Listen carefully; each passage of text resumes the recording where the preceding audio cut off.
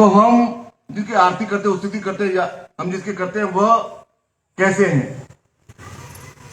आपने देखा है कि भगवान राम की मूर्ति कभी देखी? कैसे देखा है कि वह कमजोर दिख रहे हैं? भगवान शिव को देखा है, विष्णु को देखा है, दुर्गा को देखा है, भद्री को देखा, पार्वती देखा है, मां लक्ष्मी को देखा है, ऋषि तपस्वी योगी को देखा है, प्रत्येक इंद्र को देखा, कुबेर को, प्रत्येक जैसी रचना थी, जैसा उनके हर्ष पुष्ट होकर, एक प्रफुल्लित होकर, एक प्रश्नोत्तर वह वरदान देते, आशीर्वाद देते हैं।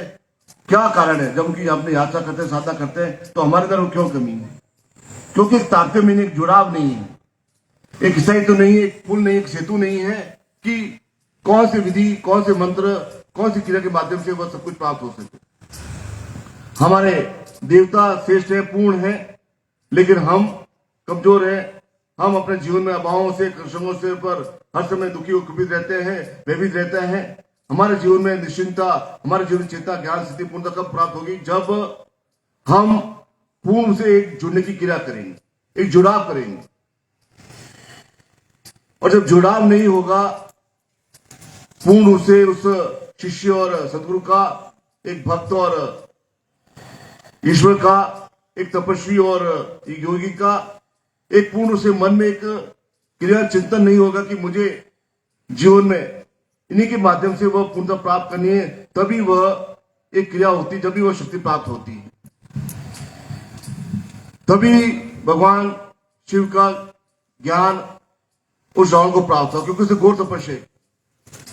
तभी मार्कंडेय ऋषि ने दुर्गा स्तुति का वो क्रिया की और अपने मुख से निकला वह दुर्गा का पूरा चरित्र का वर्णन किया, जिसके माध्यम से उस शत्रुओं को विजय शिव प्राप्त करने के लिए वह सामर्थ्य पैदा हो सके। और हम एक साधक है, तपस्वी है, योगी है, ऋषि है, तपस्वी है, महर्षि है। हमारे अंदर किसी प्रकार का झूठ नहीं, मक्का नहीं, किसी प्रकार की अन्य क्रिया नहीं है। हमारा एक सात्विक हमारा जीवन है, तो हमें यह सब कुछ प्राप्त अवश्य होना ही चाहिए, क्योंकि हमारे मन में किसी प्रकार लोभ नहीं, लालच नहीं, दुर्भावना नहीं है, किसी प्रकार का हमें एक अंग क्रिया नहीं है, तो हमें यह जीवन अवश्य प्राप्त होनी चाहिए। इसलिए यह चिंतन, यह क्रिया, क्योंकि ऋषि बनना यह नहीं कि घने बाल हो, लंबी दाढ़ी हो, वो ऋषि नहीं है कि जिसके लंबे बाल हो गए वह हो गया। ऐसे तो रीछ है, भालू है, सबके बाल होते हैं, वह उनके चरणों में बैठना चाहिए, लंडन प्रणाम करना चाहिए।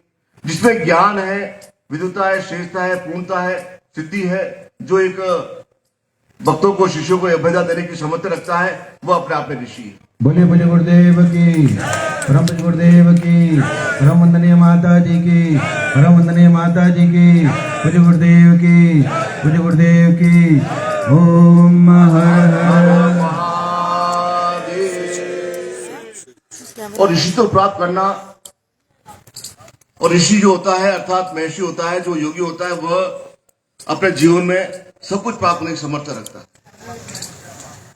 क्योंकि वह जानता है कि मेरे जीवन की जो एक आधार है, जो जीवन की जो प्लेटफॉर्म है, वो पूर्ण है, और वह एक श्रेष्ठ मार्ग पर क्या वह नेतृत्व हुआ है।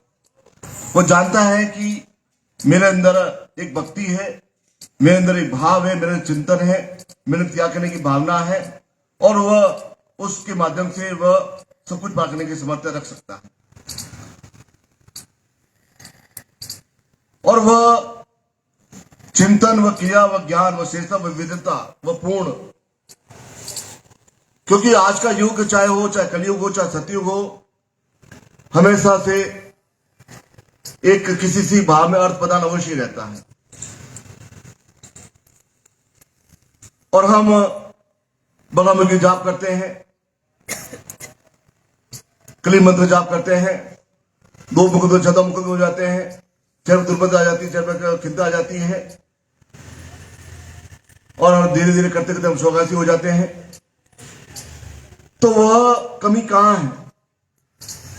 जो ज्ञान है उसे हम पूर्ण से क्यों नहीं उतार पा रहे? जो चिंतन है, जो क्रिया है, वह श्रेष्ठता, पूर्णता, वह जो ऋषित्व है, हमें क्यों नहीं प्राप्त हो पा रहा है?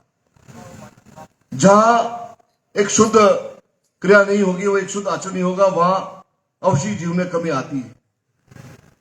जहां एक चिंतन, एक भाव नहीं बना रहता है, वहां कमी अवश्य आती है। इसलिए इस दीपावली के महोत्सव पर हमें सही अर्थ में हमारे जीवन में एक तेजस्वी और सौंदर्य युक्त होना हमारा जीवन होना चाहिए। और वह सबसे बड़ा मनुष्य का सौंदर्य एक धन होता है। उस धन के माध्यम से जब उसके जीवन में एक बराबर आता है, परंपरा बराबर आता है, उसके जीवन में धन की आपूर्ति सही रहती है, तो उसके जीवन में एक प्रकार से एक क्रिया होती है कि मेरे पास मैं अपने जीवन की चिंताओं से परे हट सकता हूं, जो अर्थ के माध्यम से जो चिंता है उसे पूरी कर सकता हूं। एक धन का आवागमन एक पूर्ण से सुचारू रूप से होना चाहिए।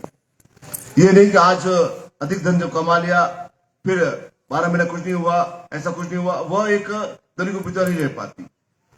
कर्जा है और धन उस पर खर्चा हो रहा है तो भी धन को पिता नहीं है। एक धन का अर्थ का अभाव प्रत्येक मनुष्य अवश्य रहता ही है, लेकिन उस अभाव को पूरी तरह दूर किया जा सकता है जब वह पूर्ण रूप से अपने जीवन में तेजस्वी प्राप्त करके उस सौंदर्य को प्राप्त करे। और पुरुष का सौंदर्य जब धन होता है और स्त्री का सौंदर्य पति होता है।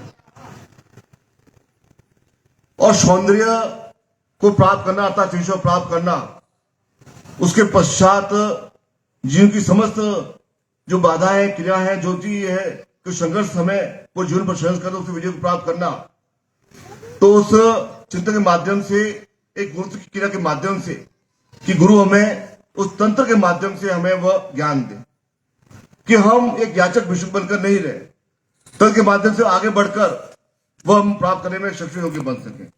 और उस तंत्र के माध्यम से भगवान शिव ने वह गौर शक्ति उस लक्ष्मी की क्रिया की जिसके माध्यम से संसार के माध्यम से उस सलायमान है। और वही ज्ञान शिव द्वारा प्रदत्त ऐश्वर्य महालक्ष्मी, शिव द्वारा प्रदत्त स्त्री महालक्ष्मी हमें प्राप्त हो, ताकि हम अपने जीवन में उस धन की चिंताओं से मुक्त हो सके।